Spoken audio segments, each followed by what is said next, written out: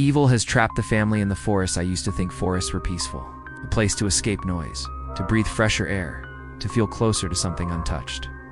That belief died the night my family and I found ourselves trapped in the silent grove, a place that looked like any other forest by day, but by night, it became something else entirely. It started as a trip meant to bring us closer.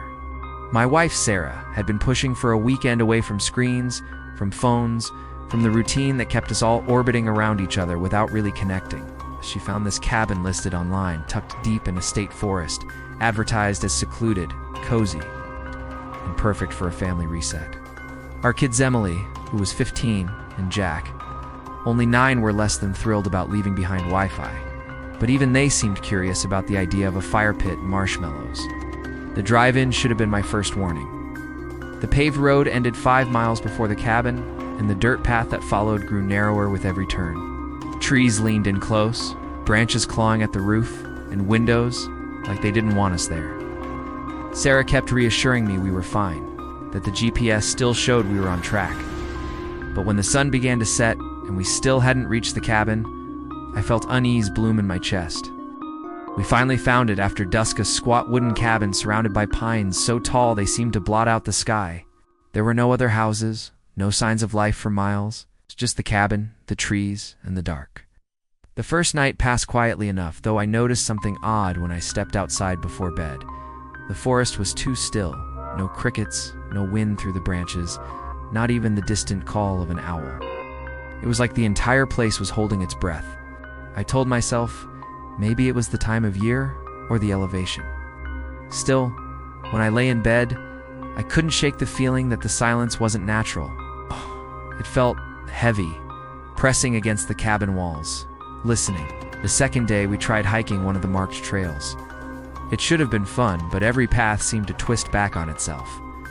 We walked for nearly an hour, following bright orange markers nailed to trees, only to emerge back near the cabin from the opposite side. Sarah laughed it off, saying, maybe it was good we couldn't get lost if the forest just brought us back. But Emily looked pale and unsettled. It's like it doesn't want us to leave, she muttered. That night, the strangeness deepened. I woke to the sound of Jack whispering. His bed was beside the window, and when I rolled over, I saw him sitting upright, eyes fixed on the glass. Who are you talking to, buddy? I whispered, not wanting to wake Sarah. He turned to me, his face pale in the moonlight. The man in the trees. My stomach clenched. I sat up, went to the window, and peered out into the forest. Shadows shifted between the trunks, but there was nothing human there. It's just the trees, Jack, I said softly. Go back to sleep. But he shook his head. He waved at me. He said we're not supposed to be here. The rest of the night I lay awake watching that window. Nothing moved, yet I couldn't shake the feeling that if I looked away too long, something would step closer. The following morning, we found symbols carved into the wood of the cabin. Rough, jagged etchings that hadn't been there before. Circles intersected with lines, strange runes that made my skin crawl just looking at them. And none of us admitted it out loud, but we all knew they were warnings, or maybe claims. We decided to try walking back down the dirt road to find help. We packed what we could carry and set off. The trees pressed close around us, the air thick, damp, and suffocating. Hours passed, yet no matter how far we walked, the cabin always reappeared ahead, as though the road looped in a circle. Emily broke down crying. Sarah tried to keep strong, but I could see the cracks in her resolve. Jack, though, just kept glancing at the trees, smiling. By the 4th day, sleep deprivation was eating at us. Every night, the figure appeared closer, sometimes one, sometimes more than one. Always at the edge of the clearing, always watching. The whispers filled the cabin until we couldn't hear ourselves think. Food was running low, and the water pump outside had started spitting out brown sludge. Then Emily vanished. It was just after dusk.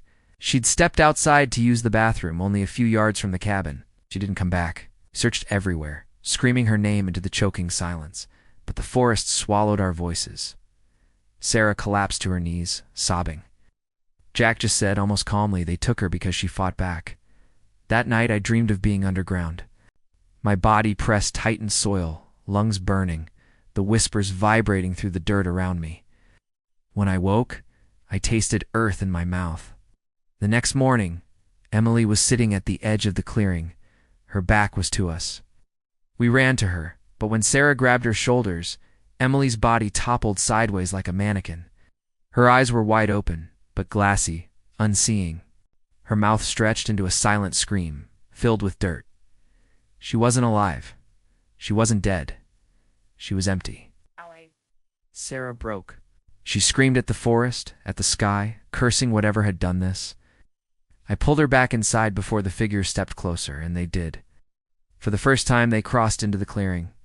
There were dozens of them now, tall, robed, their faces pale voids. They didn't walk so much as glide. Their whispers were deafening, drilling into our skulls. Jack stood by the door, smiling wide. They said, "It's almost time," he told us. I don't remember falling asleep, but I woke to the sound of Sarah's voice, low, urgent.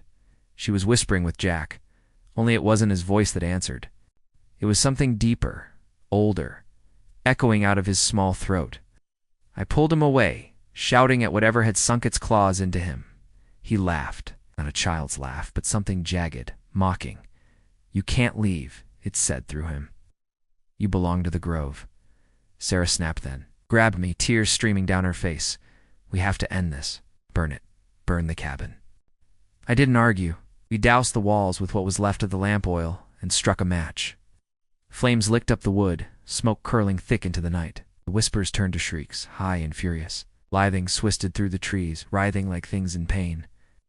We ran, dragging Jack between us down the road. The fire behind us roared, a beacon in the suffocating dark. For the first time since we arrived, I thought maybe we had a chance. But when we looked back, the cabin was whole, untouched, not a flame in sight. Jack stopped walking. His little hand slipped from mine. When I turned, his eyes were black hollows, his mouth stretched too wide. "Can't burn what's already dead," he said, in that same jagged voice. Sarah screamed. I grabbed her hand, yanking her forward, forcing her to run. Branches tore at our skin, roots clawed at our ankles, but we didn't stop. Not until the forest spat us out onto the paved road we'd entered days before. There was no cabin behind us, just endless trees. We stumbled into the middle of the road, shaking, gasping, clinging to each other. Jack was gone. We didn't know if he'd slipped away or if the forest had taken him fully. A car eventually stopped for us, and we left the silent grove behind. Or at least we thought we did. It's been months now. Sarah doesn't speak much. Sometimes I wake to find her staring at the window, lips moving in silent prayer. Other times, she whispers words I don't recognize. As for I hear the forest at night, not just in dreams. When the house is quiet, I hear the whispers pressing against the walls, curling under the doors, slipping into my head. They're waiting. And I know one day soon, the silent grove will come for us again.